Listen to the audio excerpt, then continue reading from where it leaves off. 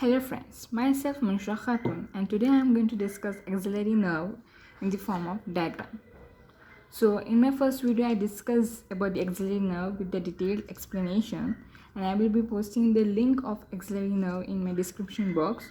So after attending or before attending this lecture, attend the first lecture of axillary nerve. So now discussing about the axillary nerve with the help of diagram. Axillary nerve, it arises from the C5 and C6 roots. When axillary nerve, after arising from C5 and C6 root, it enters into the axilla in the quadrangular space. When it enters in the quadrangular space, which is the intermuscular space, in detail I am going to discuss in my coming videos about the intermuscular spaces also. Okay, we have three intermuscular spaces: quadrangular space, upper triangular space, and lower triangular space. But axillary nerve, it enters in the quadrangular space and it divides into two divisions or two branches: anterior branch and posterior branch.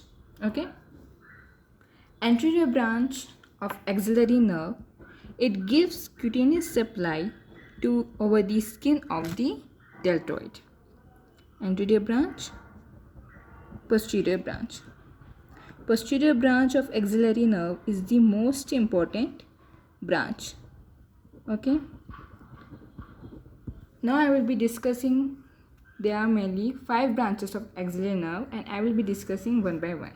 Axillary nerve have two muscular branches. It supplies two muscles.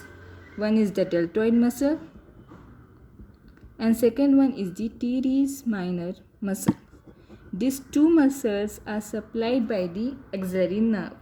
But remember that deltoid muscle is supplied by both posterior branch as well as by the anterior branch. Both posterior and anterior branches supplies the deltoid, whereas teres minor muscle is only supplied by the posterior branch of the axillary nerve. Both posterior branch and anterior branches, they will be supplying the deltoid muscle, whereas teres minor muscle is supplied only by the posterior branch of the axillary nerve. And one more important point, there is the pseudoganglion. Pseudoganglion, which is present only in the teres minor muscle. Most important point is pseudoganglion is only present in the teres minor muscle, whereas it is not present in the deltoid muscle. So these are the two muscular branches of the axillary nerve. Now articular branch of the axillary nerve.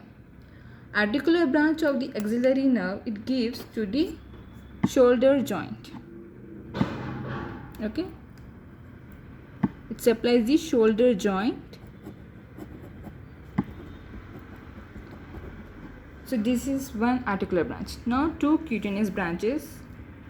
Anterior branch, it continues and supply over the skin of the deltoid.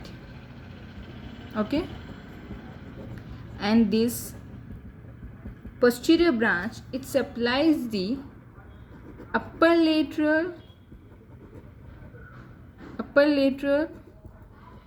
skin of arm.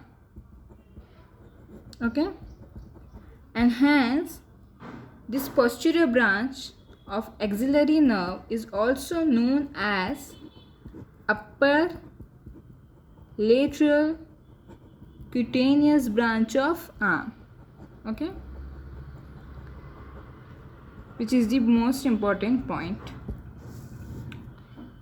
So these are the 5 branches, and the clinical point is this axillary nerve, it is known as circumflex nerve. Axillary nerve is also known as circumflex nerve. Why? As it winds around the humerus. Surgical neck of the humerus. Because of that reason, axillary nerve is also known as circumflex nerve. And the clinical point is that whenever there is a fracture to the surgical neck of humerus, then axillary nerve will get injured. So because of that reason, deltoid is getting paralyzed, as deltoid is the important adductor muscle, so we can't adduct our arm. So abductor muscle, deltoid is one of the important abductor muscles, so we can't abduct our arm. Abduction get impaired because of this reason. Okay, so in my next video I will be coming with the clinical questions.